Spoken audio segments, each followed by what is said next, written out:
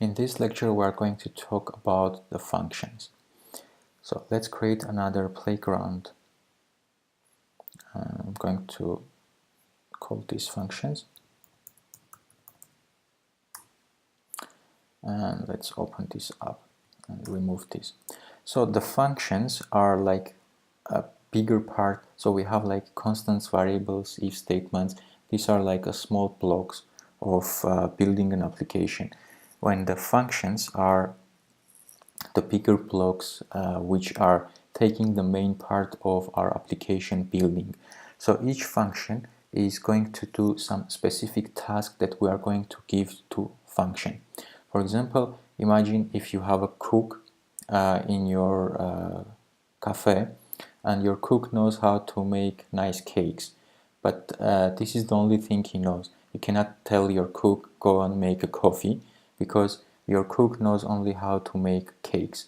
So imagine you have a function which is your cook, and you are going to give him some ingredients or give him an instruction to make a cake, and he's going to make a cake. And then you have another employee, another function, that when you need a coffee, you are going to go to this employee and tell him I need a coffee. So imagine these are the different functions, and each function does a specific job. So either making a coffee or making a cake, or I don't know, or cleaning the floor, etc. So let's write a function. There are three different types of function. In order to write a function, we use func keyword. Then we specify the function name. For example, I'm going to say make a cake, and pay attention how we are using the variable or function names. It's always good to name your functions, your variables, exactly what they are doing. So the name should have some kind of meaning. You can't. It's very bad practice to call the function, for example, func1, because imagine if, let's say, in few years you are going to get back to your code and try to read your code and understand what's going on, and then you have a function called function. Even if you are working with someone in team or in a bigger company, you are going to read other people's code, and then they are going to read your code. So you want to name your functions, your variables with some meaningful names, so if another person comes and read your code, he will understand what's going on. Also in Swift we are using camel casing. So what's the camel casing? The first word always starts with small letter. So if I am going to call my function make, and then the second word, cake, starts with capital. So it doesn't matter what how many words you have. For example, welcome to my house. This is a function name, and it's used camel casing. So each word, apart from the first one, starts with capital. So we have the func keyword, then we give a name to our function, then we open and close parentheses. So now our Swift compiler knows that this is a function, and every function should have a block of code that is going to be executed when we are calling this function.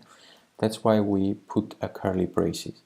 So whatever, when this function call is being called, all the code here, whatever we write, this is like what our function is going to do. So for example, the welcome to my house function is going to say print. So whenever we call this function, we say welcome.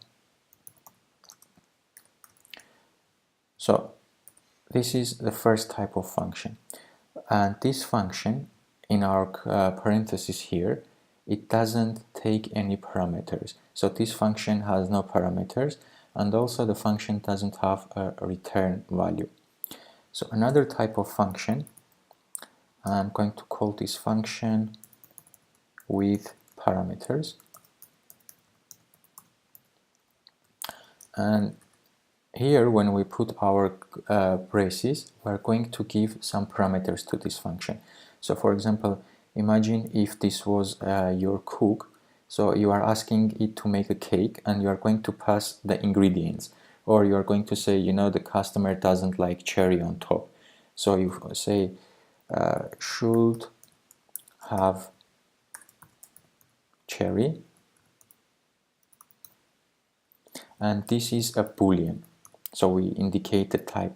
In the function parameters, you always have to indicate what type of parameter this is. So for example, func with parameter, this is one parameter. If the cake, for example, should have a cherry on top, and we have two options, it's either yes or no because it's a boolean. Then we can say customer name, and this is a type of string because it's the name of the person, so it's a text, so the type of the string. And then we can also pass like a customer age, and this is a type of integer. So now in this function where the code is here, we have access to these constants. So imagine if we have these constants declared here, just they are parameters of our function and we can use it.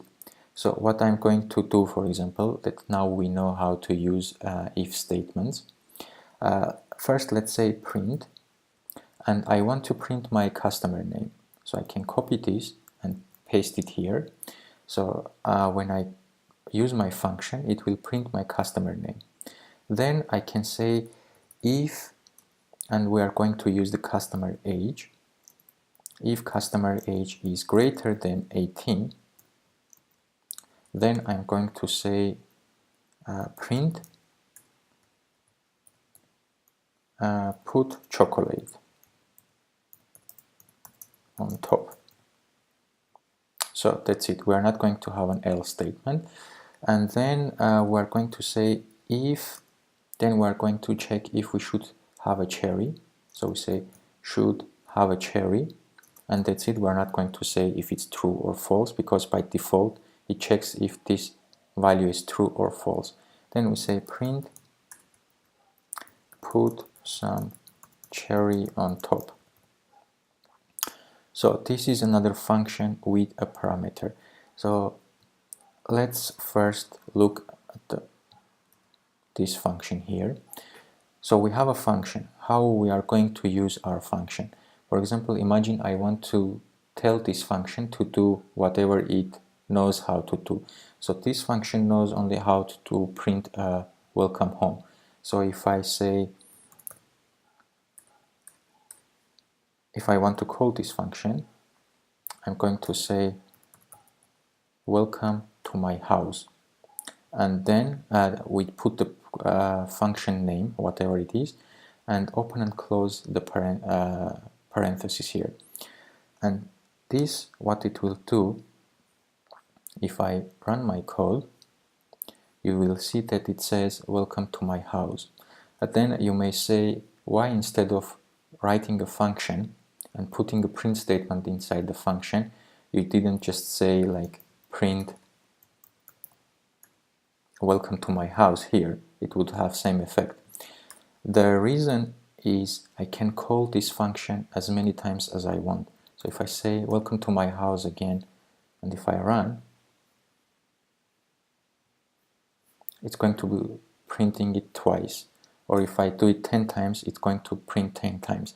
So the main thing of the function is reusability of the function. So we write the code once and we can reuse this part more than once. Anytime we want, we can reuse this function.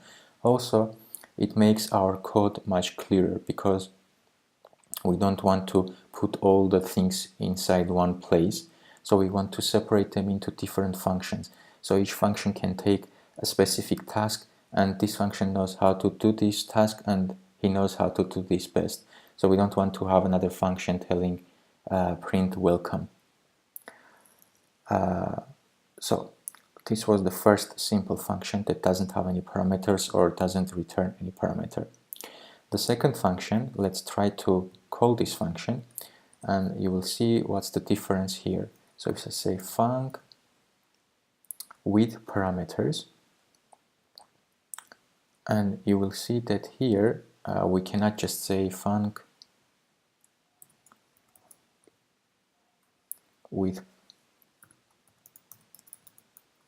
parameters, and when we call this function, Xcode automatically gives us all the different parameters that we need to pass to this function. If, for example, I were going to use like this will not be correct because there are specific parameters that this function has to receive before it can be called. So Xcode is telling us that our arguments are missing. So if I click on the fix, it will put the first argument. Then it will tell me that another argument is missing. And if I put fix, it will put the second argument. And finally, there is another argument is missing, and it can put all them one by one. So when you have a function with parameters, you have to pass the parameters to the function. There are some exceptions that you set some parameters by default. We're going to talk about this more later, but just for sake of an example, I can show it to you now. So if we should have cherry, I can say that this is a boolean and it equals to true.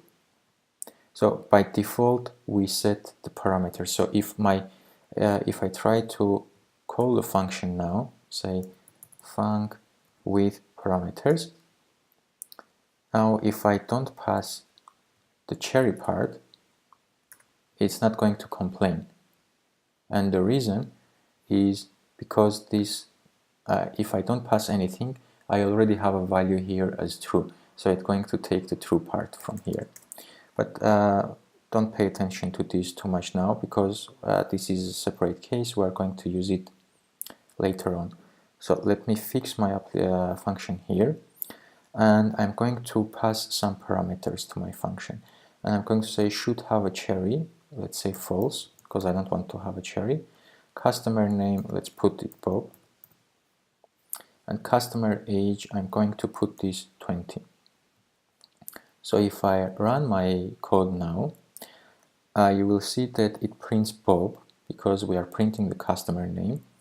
Then it checks if the customer age is greater than 18. It says put chocolate on top. And when it comes to the cherry, should have cherry on top. It doesn't print put some cherry on top because we don't want some cherry. But now imagine there is another customer. So we say func with parameters. Should have cherry, we want to have cherry. So we say true. Customer name, David. Customer age, I'm going to put 17 here. And if I run the code now, it will print another customer here, David. Then it will not print put chocolate on top because my customer is under 18. So this code doesn't run. And then put some cherry on top because this customer wants cherry. So imagine this is a code that will make a coffee for you or a cake, and you just pass some kind of parameters that you want, and it will always make the coffee or the cake depending on the parameters you pass to it. So let's delete these